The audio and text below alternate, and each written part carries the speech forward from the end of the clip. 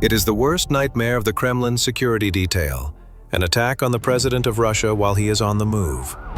Beneath a worn patch of asphalt on a quiet Moscow street, a small but deadly explosive lies hidden, primed to be triggered remotely. In just 90 seconds, the presidential motorcade will pass directly over this spot. But this is not the only danger. 2 blocks ahead, in the shadow of a Soviet-era apartment block, a sniper steadies his breathing, the crosshairs of his high-powered rifle sweeping across the street below. And further down the route, in a narrow alleyway, a dark van idles. Behind its rear doors, a man mounts a portable missile launcher, a weapon designed to rip through even the toughest armor. Fortunately, these scenarios are fictional, but they expose the kind of threats Vladimir Putin's security team must anticipate every single time he travels.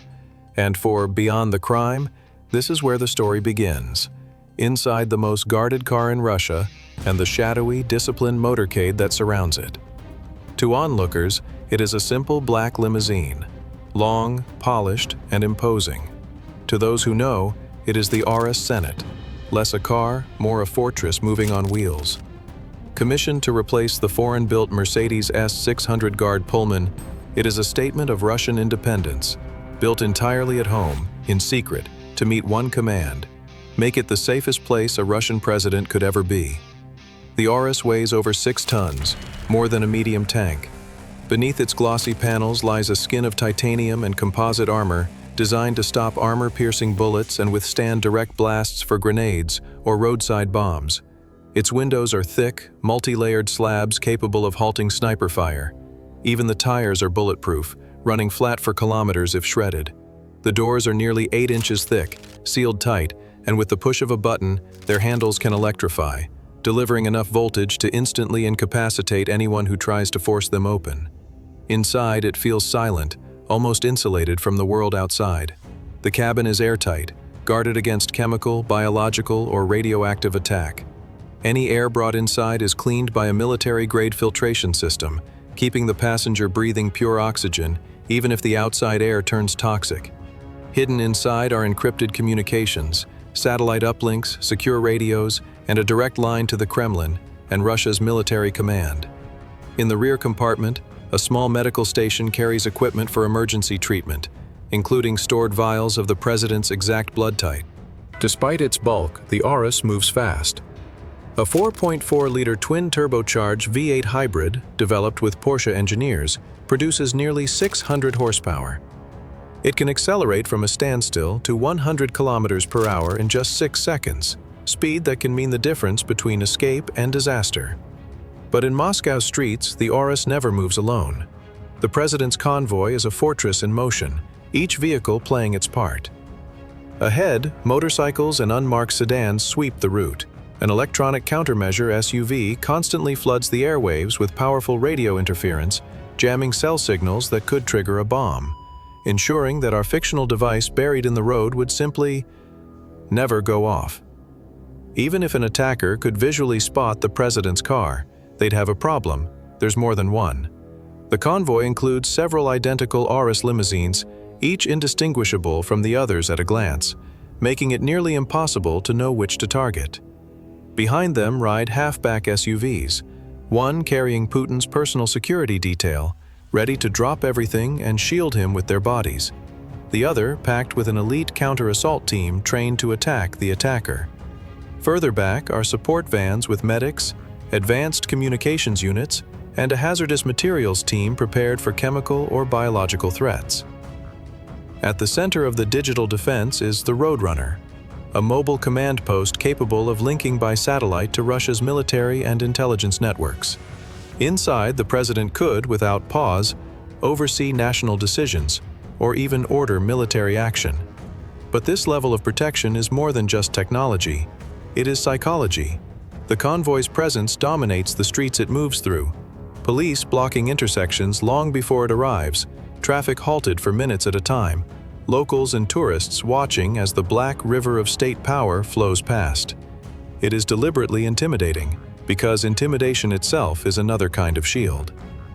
Of course, history drives much of this rigor. Assassinations have shaped the way presidential vehicles are built worldwide. from Kennedy's murder in Dallas to countless attempts on leaders elsewhere. The Aurus Senat is Russia's answer to those moments, a design aimed to leave no weakness exposed. Imagine, again, our fictional sniper, waiting with the streets in his sights. From his position, the identical black limousines make it impossible to tell which carries the target. The president's exact seat might not even be visible behind the tinted glass. Any radio signal he might use to coordinate with other attackers is blocked by the jamming vehicle at the front. His window of opportunity closes as the convoy sweeps past him without slowing. Even the man in the van with the missile launcher would find his chance disappearing. Sensors in the convoy can read the heat, the movement, and the shape of things that don't belong. Within seconds, a rapid deploy smoke system blankets the area with infrared blocking haze. The missile loses its lock, the line of sight vanishes, and by the time the smoke clears, the motorcade is gone. In truth, much about the Aurus Senat remains secret. Its exact armor rating, defensive countermeasures, and internal systems are classified.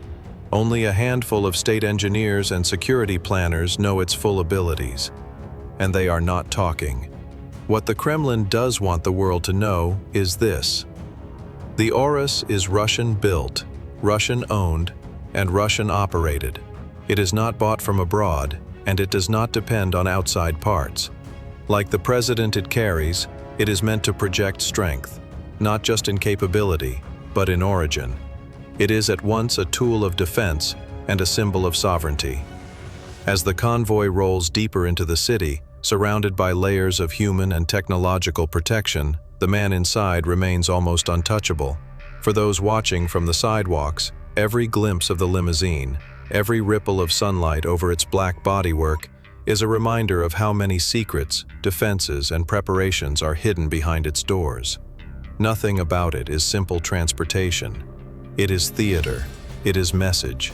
It is a fortress carrying the story of power itself. And yet, beyond what the public sees, there are details the Kremlin will never reveal. The switches hidden within arm's reach, the escape routes known only to its security team, the strategies to counter threats no one has even imagined yet. That is the truth about the Kremlin's ride. To the world, it is a sleek image of control. To those who built it, it is a moving stronghold, a wall of steel and silence guarding one of the most protected men alive. If you've enjoyed going deep inside this hidden world with Beyond the Crime, remember, there are countless more untold stories behind official walls, classified files, and public parades. Hit that subscribe button, tap the notification bell, and join us as we uncover the layers of the world's most guarded secrets. Here's another mysterious case you can watch right now. Thanks for watching Beyond the Crime, where the truth is always deeper than it seems.